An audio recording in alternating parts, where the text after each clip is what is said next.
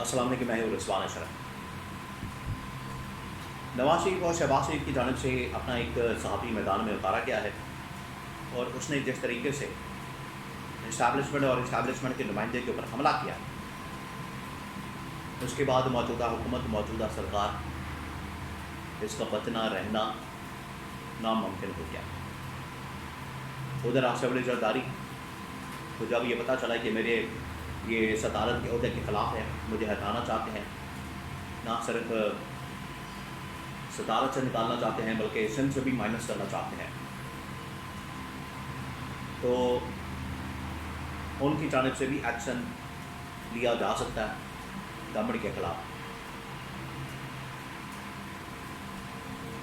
इस्लामाबाद के अंदर constitution 1 Avenue, उसकी बिल्डिंग को लेकर इस वक्त बड़े मसाइल सामने आए हैं और एक दूसरे के ऊपर हमला किया जा रहा है।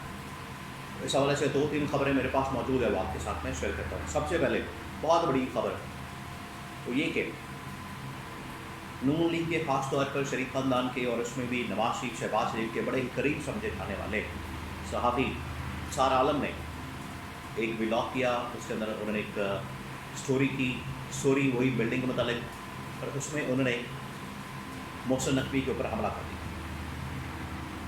मोहसिन नकवी जो कि इस्टेब्लिशमेंट के बड़े करीब समझे जाते हैं, बड़ी कुर्बत है उनकी, और उसी की वजह से वो एक चैनल के मालिक से उठ के, छोटा सा चैनल फिर बड़ा चैनल, वहाँ से उठ के इंटीरियर मिनिस्टर बल्कि पाकिस्तान के सबसे ताकतवर तरीन शख्स बन चुके हैं। उनके ऊपर इसी किस्म का हमला सार आलम की जानिब से किया है। अब सार आलम ने हमला क्यों किया, इसके पीछे वजह क्या, ये समझना बड़ा ज़रूरी है। फिर आपको इस हमले की समझ आएगी कि ये हमला क्यों किया गया है।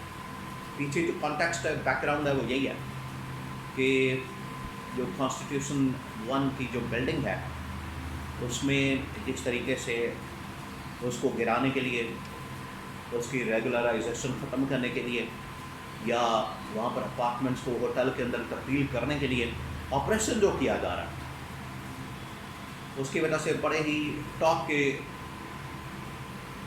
लोगों को मसला है, उनके अंदर तशवीश की लहर दौड़ गई है, उनको परेशानी है, उन्हें मसला है, उनकी दुम पर पाँव आ गया, उनके मफादात के ऊपर ज़रब लगी है, उन्हें मौत पड़ गई है।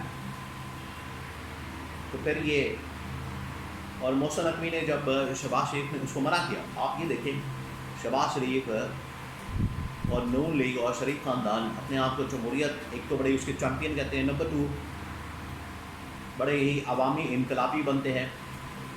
लेकिन हालत ये है कि जब अवाम के ख़िलाफ़ इक़दामात की बारी आती है तो ये ऐसे 2 मिनटों में कर गुजरते हैं। पेट्रोल की कीमतें बढ़ा दो, बिजली के बिल बढ़ा दो, गैस की कीमत बढ़ा दो, महंगाई कर दो, बेरोज़गारी कर दो, कोई बात नहीं, जो मर्जी कर दो। जैसे ही अमीर आदमी के ऊपर हाथ बढ़ाए तो यही लोग कह रहे हैं कि नहीं, रुक जाओ। ये है शरीफ ख़ानदान की मनाफ़त, इनका दोहरा मेयार और इनकी 2 नंबरी। अब सार आलम ने उनके नुमाइंदे के तौर पर सामने आके और उन्होंने मोहसिन नकवी के ऊपर हमला किया। मोहसिन नकवी को कहा कि ये अब सार आलम जो इस वक्त कोशिश कर रहा है, हरकत कर रहा है, ये जर्नल फैज़ बनने की कोशिश कर रहा है, जर्नल फैज़। अब मामला ये सामने आया है कि अब सार आलम के नाम से भी वहाँ पर लगता है कोई फ्लैट मौजूद है, जिसकी वजह से उन्होंने इतने दुख और दर्द और तकलीफ़ का इज़हार किया, वो भी बड़ी तकलीफ़ के अंदर मौजूद है। तो शरीफ ख़ानदान ने भी उनको लॉन्च किया, तो उन्होंने मोहसिन नकवी पर हमला कर दिया। मोहसिन नकवी की उन्होंने ठीक ठाक क्लास ली है और उनका पूरा बैकग्राउंड बताया कि किस तरीके से 2001 में 2 में यहाँ पर लोगों के लिए किराए की गाड़ियाँ अरेंज करना, एक चैनल के लिए, इंग्लिश चैनल CNN के लिए, और यहाँ पर लोगों के लिए गाड़ियाँ अरेंज करना, इंटरव्यू अरेंज करना, सामान अरेंज करना, होटल की बुकिंग करना, ये उनका काम था। तो एक आप कह लें कि हेल्पर के तौर पर या स्पॉट बॉय के तौर पर काम कर रहे थे पाकिस्तान के अंदर एक CNN चैनल के लिए, और आज ठीक 20 से 25 साल के अंदर वो पाकिस्तान के ताकतवर तरीन शख्स बन चुके हैं। ये उन्होंने कहानी सुनी। اور اس میں انہوں نے محسن نقوی کے اوپر حملہ کر دیا. اصل میں یہ جو محسن نقوی کے اوپر حملہ ہے یہ آپ سمجھیں کہ اسٹیبلشمنٹ کے اوپر حملہ ہے. اور ان کو پتہ ہے کہ محسن نقوی کے اوپر حملہ کریں گے تو ہمیں پتہ ہے کہ یہ اسٹیبلشمنٹ کے اوپر حملہ ہوتا ہے، کیونکہ محسن نقوی کے اندر ہی اسٹیبلشمنٹ کی چاند موجود ہے. یہ وہ طوطا ہے. انہوں نے حملہ کیا ہے تو پھر اب اسٹیبلشمنٹ بھی میدان میں آ گئی ہے. انہوں نے بھی جواباً اب ابصار عالم، شہباز شریف، نواز شریف ان کے کھاتے کھولنا شروع کر دیے، ان کا کچا چکا کھولنا شروع کر دیا.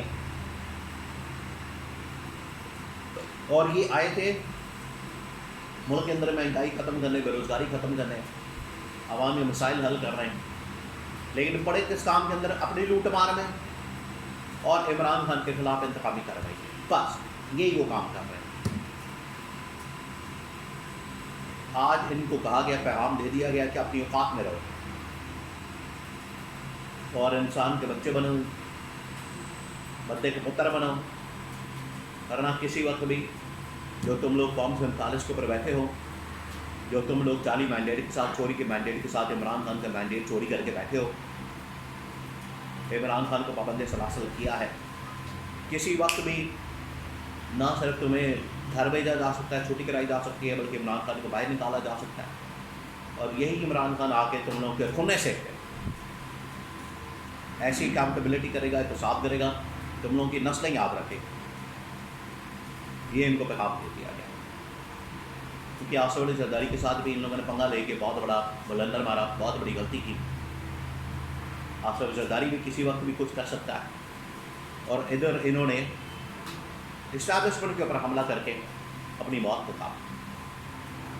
انہوں نے اپنی موت کو دعوت دے دی ہے.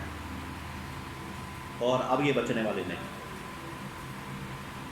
جو ان کے مفادات کے اوپر پاؤں آیا، ان کی تم کے اوپر پاؤں آیا، ان کی جو چیخیں نکل رہی ہیں، ملاقاتیں ہو رہی ہیں، ایک دوسرے کے ساتھ مل رہے ہیں، اصل میں ان کا پول کھولا ہے. اس کے بعد ان کی دوڑیں لگ گئی. یہ جو پول کھولا تو انہوں نے ایک دوسرے کے اوپر حملے شروع کر دیے. محسن نقوی کے اوپر باقاعدہ طور پر حملہ کروایا گیا کیونکہ محسن نقوی نے شہباز شریف کا حکم ماننے سے انکار کر دیا. یہ ایک وہ وجہ جس کی وجہ سے محسن نقوی کو اس طرح سے اس کے خلاف کیمپین کی گئی ہے. لیکن اب اسٹیبلشمنٹ نے دو ٹوک پیغام بھجوا دیا کہ اپنی اوقات میں رہیں، ورنہ کسی وقت بھی گھر بھیجا جا سکتا ہے.